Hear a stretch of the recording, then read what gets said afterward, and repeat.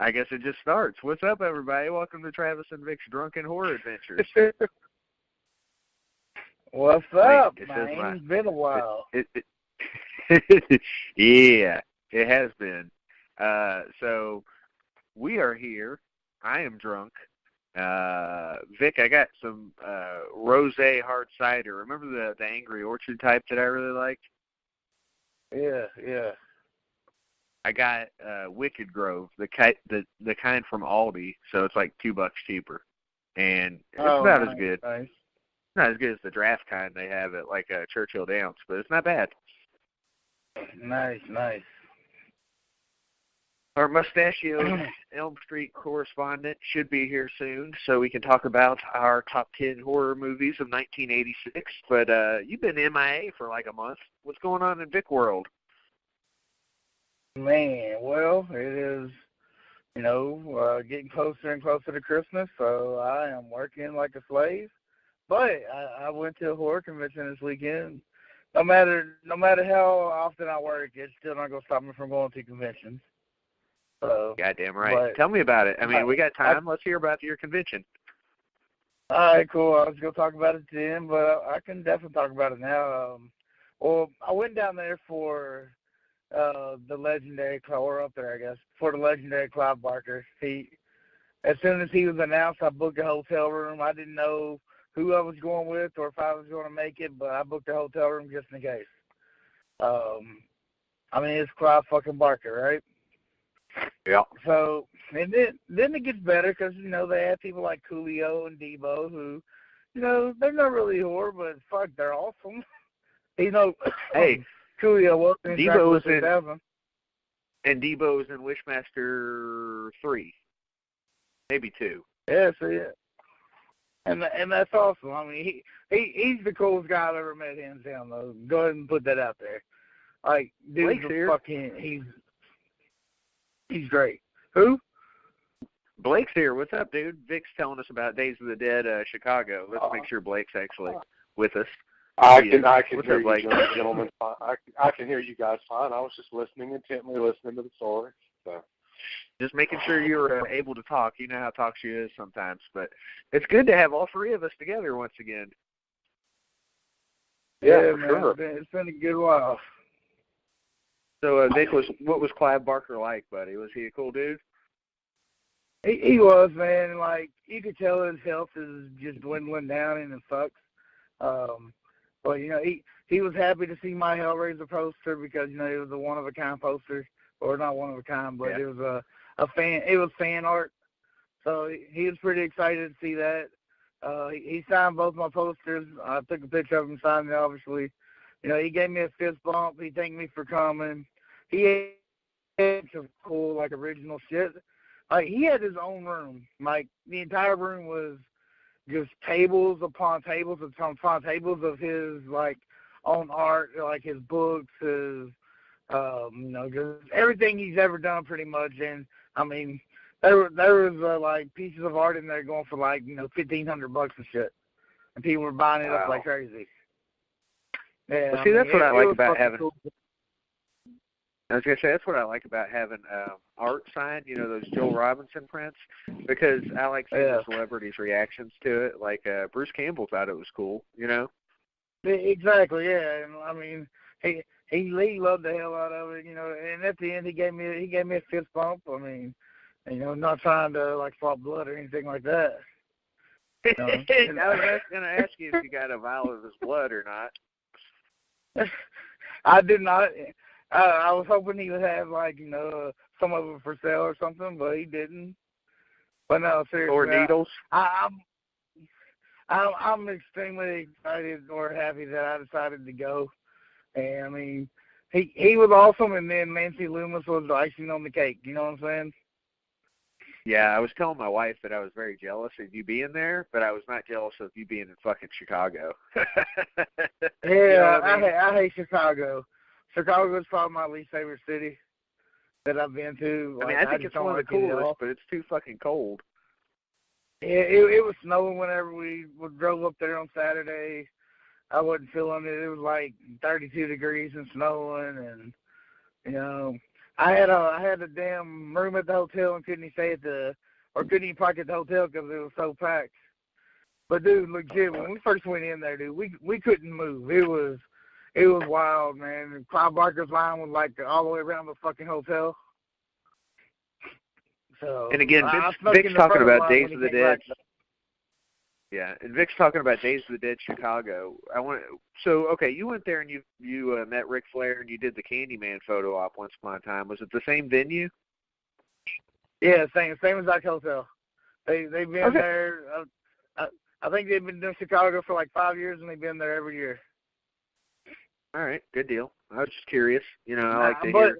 I think they're outgrowing that hotel, which is a good thing. Oh, yeah. You know, Days of the Dead doesn't really do the numbers like a Horror Hound does, but Chicago's their biggest show every year, which is why they bring in people that they don't bring into other shows, like a Clive Barker or like they brought in like all the people from American Pie a couple years ago and shit like that. Mm-hmm. Yeah. You know, fucking. Yep. That's fucking awesome, though. I'm glad you got to do a convention. We're going to try. Well, you're going to do it Saturday, and then we'll both try to do it on Friday to go to Louisville SuperCon because I want to meet William Shatner. So, should be fun. Yeah, I mean, it's going to suck, but it will. Yeah, I'm excited. I'm excited for it. I need Mr. Winkler on my screen poster. And Nev Campbell's going to be at Horror Hound soon. Yes, my God. I'm gonna give her all my money. Yes, I can understand. I'm going to get a Pervy 8x10 of some sort. Because I love me some Nev Campbell. Yes. She's bad. So Blake, what's going on in your world, man?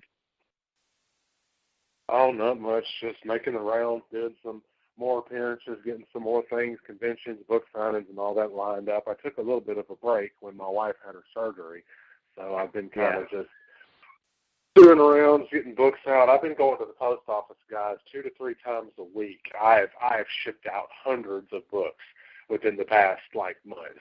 It has been craziness. Like literally every weekend I'm spending at the post office, which here the post office is only open until noon. So you better get your shit down there and get it mailed off before noon, because if you're in line when the noon hits, you're going to have to rush like hell to get your shit sent off. But I did send some books out to some friends of ours, Steve Johnson, and then Bill Forsh, obviously, who was on the Lost Boys retrospective, and then Ken Sagos, he got one. Tim Curry's makeup effects artist from It, Bart Nixon, he got one because he worked on it, and he just finished up doing some stuff not too long ago. I want to say it was on Guardians of the Galaxy 2 and Black Panther and all this other kind of stuff. So that was awesome to be able to get those things sent out. And then basically just shipping books out and doing some stuff. I'm actually going to betray you guys. I've been invited to do a podcast in December. They're solely what it is. It's called Syndicated Nightmares, and what they're doing is solely talking about Freddy's Nightmares, the television series. So, that's fucking awesome. I'll be doing a couple of episodes there. My co-author, my family, my good buddy Mick Strong, he's going to be on a couple of those with me. So that'll be a lot of fun. But yeah, just doing things, and man, I've actually got a Black Friday sale going right now. It's pretty crazy. Just to get the rest of this first shipment out of here, basically what I'm doing is anybody that buys a book, I'm signing their book for them. They don't have to pay anything extra for this whole entire week. If you order before the week is out, I'll sign it and send it your way, and get the rest of them out of here, because I'm burning through them, man. I've got a couple set aside for you boys. I need to send them to you. I just need to get some addresses, good addresses for the both of y'all, maybe. At the end of the show or something, you can Skype them, or not Skype them, Facebook message them to me or whatever. We'll just give it out on Sorry, the podcast. I've been doing so much Skype lately. I've been doing so much Skype lately. It's crazy. I don't like Skype particularly, honestly. Near to we don't like showing off our ugly faces. Yeah. Man, here we are, 1986, man. Whew, I'm fucking hyped about it, too. Dude, it was so funny because I knew 1986 was going to be difficult coming in, but I didn't realize how difficult. And I know I feel like we say this every fucking month with these years, but goddamn, it just gets harder every fucking year now. Every fucking year it gets harder. Yeah, this year was hard because there was so much good shit to pick from. That's usually not the case. Yeah, it was in the early 80s. It was, it very much. And this one was a tough time, I feel like, narrowing it down to 10, which is funny, too, because there were a lot of them in our top 10 horror tournament of 1986 that I expected to be in the tournament. I put 16 movies in the tournament, and there were some, like Deadly Friend, Wes Craven's Deadly Friend, that didn't even make the cut because it had a low IMDb score, because, that's how we do the seeding in it. So it didn't even get into the top 16, which is crazy to me. So, but, because it's Wes Craven, other than Hills Have Eyes too, most times people will give it some, credit just because it's Wes Craven. So, but, I mean, let's kick things off, fellas. Who wants to go first talking about their number 10 from 1986? Vic, you've been MIA lately. How about you start us off? Yeah, I'll just say I'll go first. First of all, my number 10 is a movie that's, honestly, it's pretty fucking horrible, but I fucking love it. Mountaintop Motel Massacre. I knew you were going to put that in your top 10. I was like, Jesus Christ, I knew you knew I put was. that in there. I have to, man. I fucking love it. I don't know why I love it. If there's Massacre in the name, Vic will fucking put it in there. Yeah. Massacre equals Vic's list, period. I mean, because, usually anything with the Massacre in the title is usually a fucking good movie. That's scientific facts. Right, Blake? Yes, exactly. Absolutely. I agree. See, there we go. But yeah, that's my number 10. We're going to start it off with the bang.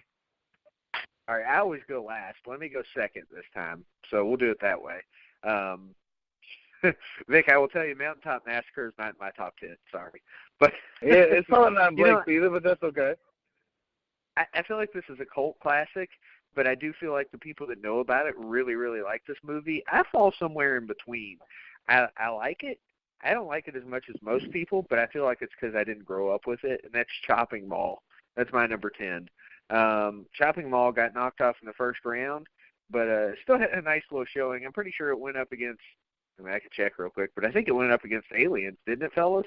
If I recall correctly. And I think Aliens ended up overtaking it. But yeah, it was a battle, though. I mean, better than you would expect. Yeah, Chopping Mall got knocked off by Aliens in the first round.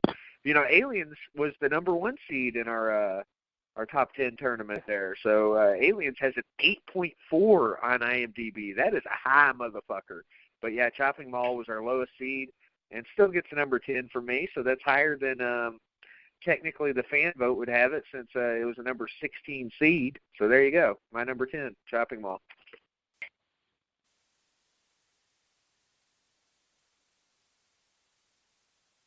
That'll put Blake at number 10 now.